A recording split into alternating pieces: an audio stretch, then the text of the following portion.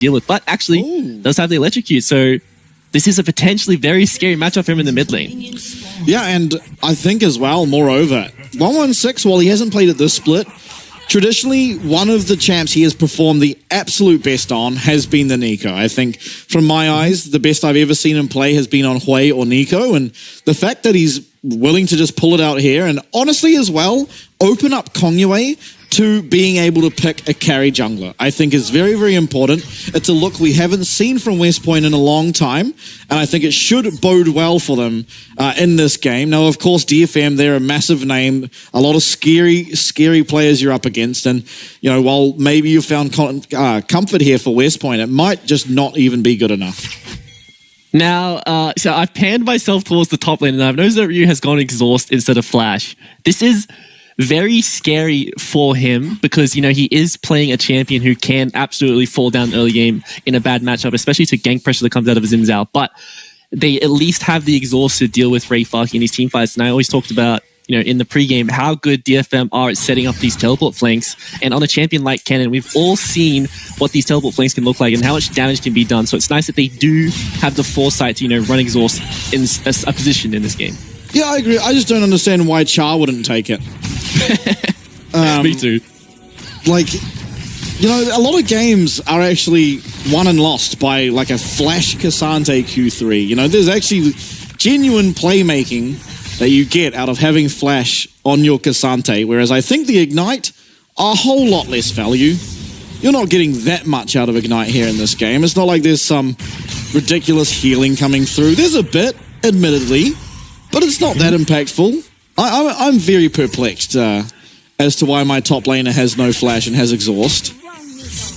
And, you know, to touch on that as well, Aurora is a champion who's extremely mobile and hard to lock down. So, you know, not having that flash, not having the ghost summoner to, you know, be able to stick onto this champion is so...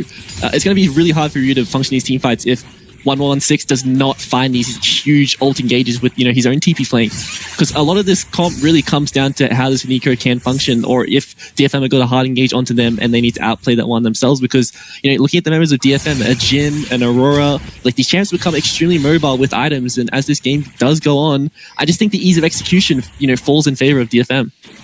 Yeah, I mean, so far Arya is making it seem, at least to me, that Aurora is the lane bully in this matchup. I'm not sure that's exactly how it should go, but that's how it's looking so far. Definitely had an advantage on health here, as Sneer will come through from 116, but not without a Q landing. I think what we're really seeing right now is, you know, telling of the champion, because, you know, Arya constantly throwing his Qs into the wave, you know, hitting 6 minions and pushing these creeps. But, you know, 116, you know, usually on the Nikos, you're using your auto attacks, using that third proc on your W to be able to match the push and using the Q harass.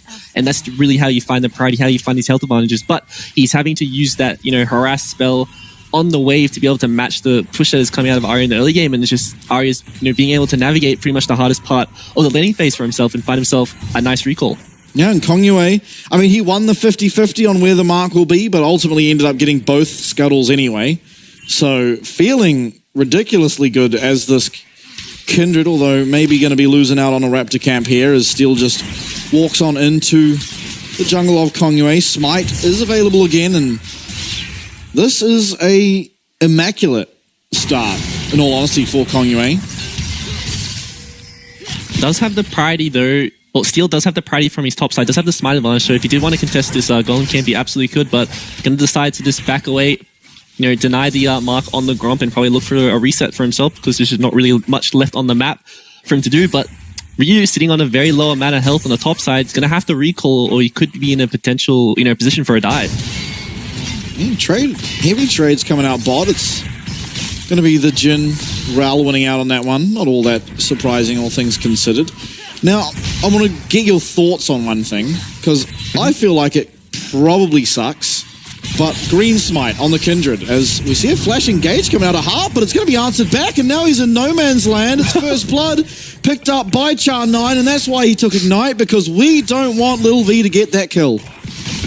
And, you know, we talked about this one before, you know, how we talk about Alistar as a champion, and then we never ever see those, you know, Q flashes into tower anymore, but, you know, we get to see this one in the replay. I think Harp does a really good job to find this engage onto Lily, but the reactions were there. They don't find the deadly flourish in time. And, you know, since he's able to reposition, there's no more follow-up, there's no more kill pressure, and Char9 just channeled really it. good job. I think he managed to channel that arcane shift in time. He's got hands. Yeah, that is ridiculous. That's some reaction times, as 116 now going to be losing his flash out of that mid lane. Harp, you know, may have gone down there, but he's not going to feel too bad as he immediately finds impact and makes this lane more of a pleasurable experience for Arya. This is the scary thing about Aurora. You know, you're not familiar with this champion, right? A lot of the people who play against against Aurora shouldn't be too familiar with how big the ult is. But he's in trouble now. Tries to go invisible. The knockup coming through from Char. Down will go the ultimate, and he gets off to the other side. Well played there. Now it's turned around as Char going to take a bit of damage, but ultimately it's Arya outplaying that engage and somehow finding his way out. And that is so nice for a champion to have that CC buffer on that ult cast, right? The fact he's able to get that one off through the Alistair combo and then reposition himself with the, the little bouncy mechanic that happens there, and he can deactivate the ult himself and get them right out of there. So it's just really, really well played by Ari to avoid that gank and hold on to his flash as well. That's such a big deal for these fights going forward. Yeah, absolutely, and we saw one of the stats again at the start of this game was DFM getting that first dragon. Well, this game, it's not West Point. They're certainly not willing to give that one over, as they will be picking up this mountain dragon, and they are actually at a slight advantage here early on into the game. But I think ultimately, I'm sure you'll agree here, is that not a whole lot of this game matters until team fights happen, because both teams are just built for team fighting, really. Yeah, both these teams really, really want to, focus on the team fighting, but it's just a really nice job to use that, between worlds cast buffer to get out there, and then, being able to use the bounce. It's just such a nice mechanic, and I think this is going to be a blessing to pro play in particular. The fact that we are having this, team fight mage or team fight oriented mage that just has such a high skill ceiling to it. It's going to be really nice to watch the best players in the world pull this one out, and I think that Arya is a mid laner who is, extremely good, and I have a lot of respect for him. So the fact that he is playing this new champion and doing so well on it in the laning phase as well, and showing that he knows how to play this one, is really nice to see. Yeah, absolutely. And DFM, they will eventually get the trade in a elongated way here up on the top side, picking up those void grubs, and not going to just let that dragon go away for no reason. As we take a look at top, and I think to nobody's surprise, Rayfaki getting himself a slight advantage. I'm very surprised again. And I understand the whole point of like the blue tree versus inspiration tree, but I still feel like just getting an extra 600 gold out of lane feels pretty good. It was definitely, back before the nerfs, it's a lot more front loaded on the damage side than the gold side now. So you're probably going to average out probably like 150 to 200 gold from laning phase in these kind of range versus melee matchups. But once again, it just comes down to the tree. Being able to get access to Nimbus Cloak is such a big deal for Kennen. Getting that extra move speed from your teleport, from your flash is, such a big deal. Scorch, if you do want to go for that for laning phase, but also, if you want to go for Gathering Storm, also a great keystone for Kennen, because you are playing in a lane that is just free, right? So you can be extremely greedy, you can go for the full scaling setup and just be this mage in the late game who just has the potential to one-shot the entire enemy team. Yeah, that's true. And I guess if you do want to take sorcery as your secondary, you'll miss out on things like Ultimate Hunter, which on champs like Kennen is very, very important, of course. Kind of a champ that relies on ult to function. So, more aggression on the bot side here of Kongwei's jungle, but he is able to take up those camps and so won't be losing anything. Just a little bit of pressure. Quite early game as well. We thought the top matchup in particular was going to be more one-sided to the Kennen, but I think that Ryu's done a good job to, find a good first recall. That's the major thing about bad lanes is, finding a good first recall to get, a nice defensive item to allow yourself to, you are going to be trading your health for the minions in the end. And as long as you do get a good first recall, do pick up a nice defensive item, you can, mitigate a lot of the early laning phase. And I think that after this next reset comes through, potential, much nicer time for himself in the top lane. Yeah, I think ultimately when one item comes through for both these champs, there's just legitimate kill pressure for Ryu, whereas you can't really say the same for Rayfaki, right? He's never going to have the upfront damage to truly get through the health bar of Ryu, unless Ryu hard commits. As we see right here, Aftershock's going to be procced, and here comes the exhaust. Going to force out that flash. Maybe wishing he had flash to reposition the Kennen into your Kindred, but maybe. He was slowed down for a bit.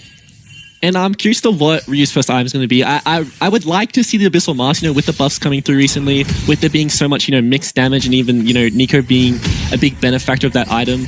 I just think it's overall like a really, really strong item on this patch, and pretty much any single tank into a mage or AP carry should try to itemize towards that, because it's just, overall really nice item. The build path is also so nice, being able to sit on the Negatron, and then the Kill Gem as well is just so nice. Overall, it's just a great item, and I really hope he builds it here. Yeah, we'll see. Obviously, the value, it'll be like a battle between the value that you get for your Nico, a bit cheaper, versus just having those extra stats of the most likely Canic Recurn if it wasn't the Abyssal. Yeah. Obviously, Canic Recurn offers a lot of magic resist and health, so gets that Q scaling on early. But yeah, I think just the gold difference makes it so you'd probably want just the Abyssal Mask always. And there it is, just first item picked up already, and feeling pretty good about himself. This is the nice thing about a lot of these, cheap tank items, is the fact they are so cheap. You power spike so early as the Cassante, Ryu. Also, we've seen in the past a lot of these, Cassante tops go for stuff like the Locket, the Redemption. He has this, the chance, or he has the ability this game to completely, nullify or mitigate Ray Fark using team fights. Has the exhaust, could potentially go for a Locket, could go for a Redemption, and just delete this cannon from existing in the game. Yeah, absolutely. And Telly, 1 to 10, how disappointed are you that not only is Alistair, but Rel as well, not building a Locket? Because this is probably the most AoE I've ever seen in a game since like the Curse of the Sad Bullet Time days, like Season 4 Amumu Misfortune. And we're just double Warmogs. I was going to say, especially in these game states where nothing happens, we've all seen the Freak video, and he mentions that, it's so nice in solo queue because there is so much extra gold income happening from all the kills that happen on the map. But obviously, Warmogs is just, it's just an expensive item for support stability. We're probably not going to see either support get that item until the 22 minute mark in the game.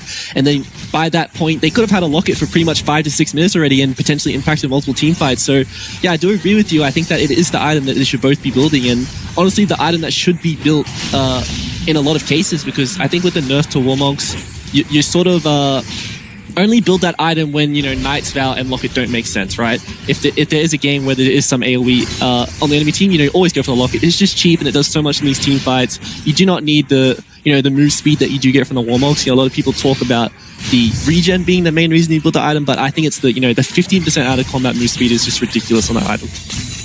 Yeah. All this stuff is true, but I think ultimately not having anything, and Arya managing to use that ult to disengage from 116's Pop Blossom, and does keep himself topped up in this lane, as we'll see both supports spotting each other out. Now, who needs that ult more? That's a real question. I know, Nico's been around the game a lot, sort of super reliant on the ult, you still have the the route into the queue, but it's just not a lot of damage, especially when you do go for the Pro Belt first. Yeah. You're not really going to do too much, but I think that Aurora can still do a lot without the ult. The fact you can do so much disruption in a team fight, not so much damage. You can kite around these team fights very well, especially with all the move speed you do get from your passive and all the procs you do get. I think you're still going to be a bit more effective without an ulti being on cooldown. Yeah, and you also have the Malignants, right? So honestly, it kind of just means that you're matching the cooldown of that Pop Blossom, but yeah, as you said, just more functional as a character without the ultimate available. Definitely more vulnerable, as we see Steel taking a large chunk of damage there to 116, but the Magnetstorm comes out. Lil V's going to stay safe. Kongyue going to be able to jump over that wall, and Steel might be in trouble, although Lil V flashes over almost questionably as the team fight breaks out. It's a 1-for-1. In goes Ryu, though, and he's all out. We've seen Cassantes in this position time and time again, and it's going to be West Point early on here in game number 1, picking up a team fight win, finding themselves at an advantage, and getting a Rift Herald. And that sort of came down to the exhaust. We joked about maybe it wasn't the correct sum of this game, but the fact that Ray Farky with the Slicing Maelstrom fighting multiple members didn't do any damage is because that exhaust was there, and it did so much for his team to buy time, and Ryu with that really cheap item completed. Yeah, ult traded here in mid, and 116 going to use that Pop Blossom, get himself out with his flash. Arya now summoner advantage in his favor. See if that means anything ahead of, 2.5 minutes. No flash for this Nico. Could be a dragon in favor of DFM. This was just overall, well played by West Point. The fact that they are, just taking time. They're doing damage to the enemy as they're walking, hard engagement like this, but there's no one ready to follow up. They just reposition, Lil V flashes out the pit when he really didn't need to, and just look at this re-engage from the team. The candle goes out, but the exhaust is there, denies a lot of the damage, and now there's just nothing left for this K'Sante, and he's just left to his devices to clean up this fight. A classic K'Sante story. We've used all our cooldowns, and now this mega tank is one-shotting everyone. As looking at damage there, it was that only K'Sante almost beating out Lil V, who literally just got to free hit until he flashed out of the pit.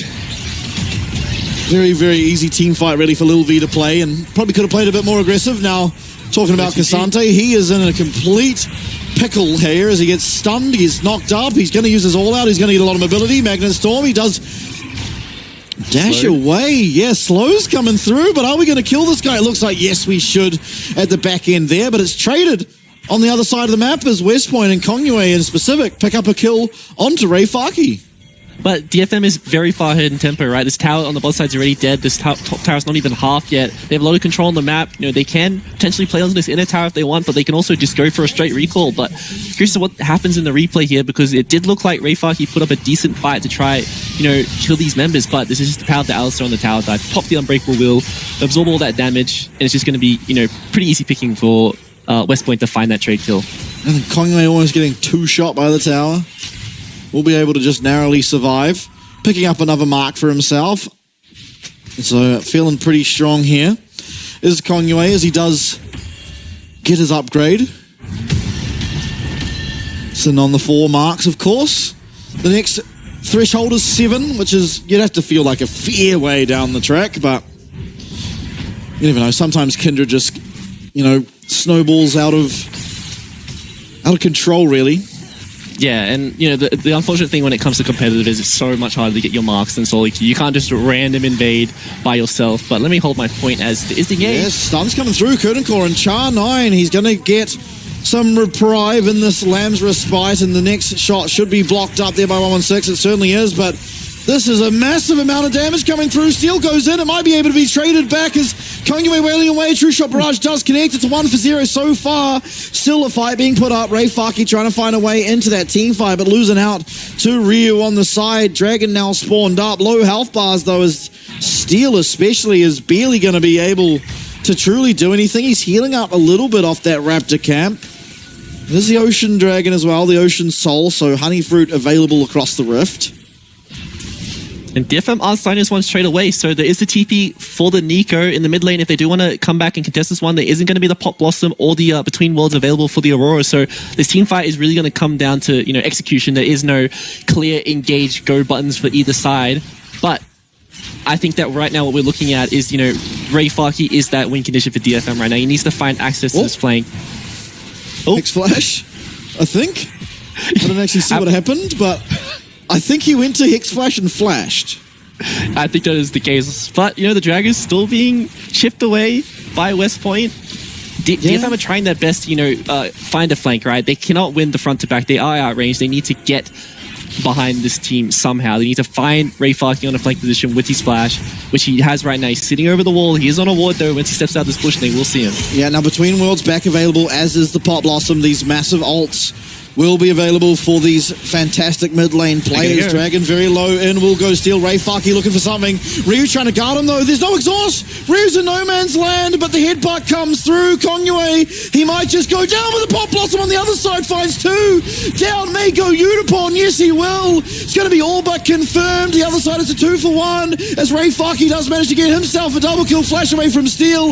And now it's Ryu. He's verse 3. I've seen K'Sante do a lot, but I've not seen him do this much as a clean team fight. 5-for-1, and it's DFM who pick up the win.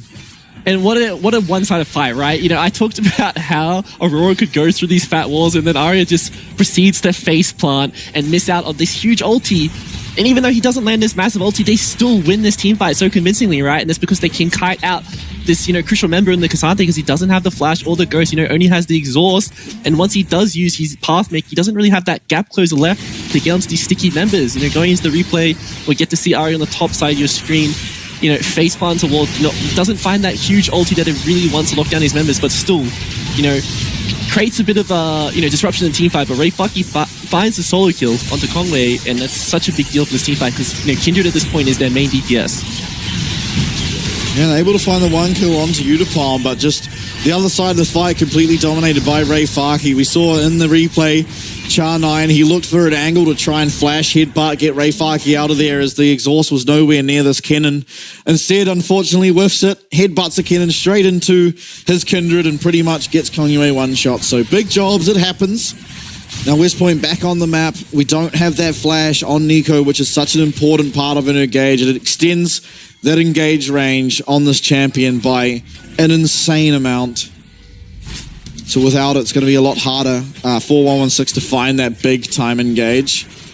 No exhaust as well, meaning Ray Farkey can go into this next fight with pretty much impunity. Magnet Storm coming out, Char's just going to deny it with their headbutt. Pops an ult of his own, so trade off these ultimates for the supports as they do have their Warmogs, but I have to feel like Char's Warmogs has not got the health requirement yet to actually activate. Yeah, I don't think he does, I think he does need that extra, Ruby Crystal to be able to pop that one, but does pick that one up, so he's going to have the one activated. Both Warmogs completed around, the 21, 20, or the 20 minute, 1 minute mark that I was talking about. Unfortunately, potentially in these team fights, the locket could have been a difference, right? As long as Lil V survives the initial engage, there is no major threat onto him from that point forward. He can kite, he can outplay, but if he does die to the initial burst, then, it's lights out for him, and there is a lot of damage on the side of DFM now. Engage again, Aftershock popped here for Char, but he doesn't have ultimate, and he is just getting one shot. He eventually gets knocked on away, and here comes the curtain call. Kongyu will be able to jump over that wall, and that will be the slicing Maelstrom for pretty much nothing. It does just get the Zonyas. They will eventually, however, find that kill onto 116, and now it is 5v3. Not the most amount of DPS on the Baron in the world. This could be a potential scary Baron as well. The fact they don't have the most insane amount of DPS. There is the teleport coming through. Ezreal can land poke, and Kongwei is still here. Doesn't have the flash for that crazy steal, but if he does get access to the pit, it is going to come down to the smite in the end. This should favor DFM. Yeah, they have the setup. Okay, Between Worlds used. A lot of damage as the stun comes through into Lil V. And Ryu just tanking up 5 members, actually takes Ray Farkey on a journey. Will be able to solo kill out that kill there, and he's still going angry. Puts on that exhaust there too. Udapon teleport can be coming through from 116, and it will be used here on the mid wave. Kongwei finding damage. Udapon trying to answer back. Here comes the Deathly Flourish. Will not connect. Harp now running for his life, and 116 not being able to find the angle in that team fight means just engage coming through. But Harp, Flash, and Q. Through comes the Lambs despite though as Lil V remains alive just that little bit longer. CC change coming through, but it's not enough as Udapon is just running away with this fight. 116, no Pop Blossom, and nothing to do. Arya still going forward, still finding damage, and now for sure, it's DFM's Baron. And Steel is too good. He is so patient in these team fights. Waiting. Even on that skirmish on the top side of the map, he is so strong, but he doesn't go in. He doesn't put himself in a position where he could throw the game. He's just waiting for his time to strike. Sees that Kongwei and Lil V are so low, dives in the Lambs of Spite, knocks them out of the ulti, and finds the 2 cleanup kills for himself. And he already had a huge item lead coming into the skirmish, and he's going to base with the Baron buff in his pocket and a huge amount of gold. Yeah, very, very strong now. Is all of DFM as they find themselves quickly approaching an 8k gold lead. I mean, we'll take a look at this replay. It honestly starts out looking pretty good for West Point. Yeah, the fact that they survived the initial engage was such a big deal, but I think the major turning point here for me was when Kongwei didn't get his Lambs of Spite off onto Ryu in time, right? We see him go in, try to get this one off, but doesn't pop it because of the Magnet Storm CC, and I think if this one went off and Cassante was able to get maybe another Pathmaker off, this would have been the difference in the skirmish. Absolutely. I mean, Harp as well, the re-engage, you'll see it right here, just hitting that Q flash on Rel. It's a timeless classic. Catches out Lil V and forces the Lambs of Spite here, but as you said, Steel, just fantastic mechanics, able to get Lil V out of that pit, landed the W on him, take that kill. Udapon finishing up with that 4th shot as well, and it's pretty clear cut from that point onwards. Yeah, as easy as that. And while this wasn't even game state, right, or even West Point had the favor, this is just DFM and their macro power or their prowess. I think that when it comes to the mid game, if they are even, they are going to be able to create these, gold leads against even the best teams. Bit of aggression here. This isn't looking so good for DFM. Harp getting aggressive. Pathmaker going to have to be used in the Ignite. Maybe finding the damage, and all of a sudden it's actually Kongwei that's under a lot of pressure. Now Char9's found his way onto Udapon. Udapon has flash, has barrier, but he's going to get caught out. He's going to get stunned up. He's going to go down. As a double kill for Aria though on the other side, and Lil V's trying to find the damage. He's always on the receiving end of a montage play, but can he for once be the montage player, as it doesn't look like in the flash forward from Steel. Steel trying to look for that crescent strike, but not able to quite land it as Lil V landing Qs, but Ray Farkey is going to have too much CC, and DFM are quickly running away with it. Yeah, and they're absolutely running away with this. I think what we're seeing right now is it should be a very, easy game for DFM to win from this point. They just have so much control over the entire map. And, Arya is just showing a masterclass in this champion in team fights. Finding these kills, finding these resets. How much movement speed, how much mobility you have, with that extra percentage move speed coming out of the Lich Bane, snowballs that onto your passive, and the fact you get all these, invisibility resets on kills. He's just doing such a good job on the backline of these team fights to create, so much space for the rest of these teams to clean up. Oh, Kongwei found a Harp, and Harp is completely alone here, but if that's done, gets himself to the blast cone. And rough game, I think, for West Point. I thought here it looks like shouldn't be too bad, but I guess just such a lack of armor for Ryu, really. And Arya as well, I think at this stage was something like 6-0 and just shredding through, especially the all-outed Cassante. Another great set of mechanics there with that Between Worlds. Udapon's having a rough game. Yeah, he's having a quiet game. I definitely say so. But that's a nice thing about this team is, right? He doesn't need to carry. He can have performances where he just plays a 10 CS for me to 80 carry and does his job in these team fights. And he has these excellent players in the jungle and the mid to be able to carry these games for himself. But he's also that player who can absolutely take over a game if given the opportunity. And while this is, I think, his 4th Jin game in a row so far. He's definitely it's his favorite pick. Yeah, stacking up the Jin games as DFM head down this top lane in a tower. They don't have the Baron buff available to themselves anymore, but with 6 Void Grubs even, they are still going to do considerable amounts of damage. True Shot Barrage coming out, not going to connect really onto anyone that important. Harp taking a little bit of damage, not going to care that much. Pathmaker used, and here comes the Between Worlds. Lil B makes it out. Kongwei though, Ryu and Char9 all stuck in there. Magnastorm onto 3, the crash down as well lands, and here comes the Slicing Maelstrom. Eventually, we will see the exhaust, but not before the damage is done. 116, locking down everyone, and Ryu's trying to find the damage alongside Lil V. Rooted up still is 116. Eventually does go down. It's Harp who picks up that kill, and Arya is just going forward with absolute impunity. It's DFM, we're 28 minutes in, but we're looking to put an end on this game. Udapon connecting there with that Rouge, and the minion waves marching down this top lane. What can Lil V do? He's still got to wait 15 seconds on his jungler, 10 on his support, but both his Nexus towers is gone. His Nexus is gone, and game number 1 is gone as DFM take it. And I think that, West Point shouldn't feel too bad about this overall best of series. I think they came out and showed that DFM, while they are the clear favorites, can bleed, and they had a really, really good early game. It was just, they got to the mid-game point, they were out of position, they got punished by this team. It was so good at, these TP flanks, their macro play overall, and you're just pulling the trigger. And I'm glad to see Aurora come out as that first pick on blue side and have such a dominating performance overall in these team fights. Yeah, absolutely. And Telly, I've got a spoiler. I've looked into the future, and I'm telling you, we're not seeing Aurora in a little bit. I think that's the last we're seeing of that champ, because it seems like if you can play it well, then it doesn't matter that you're against possibly the hardest lane bully that's existed outside of Karma in how many years in the mid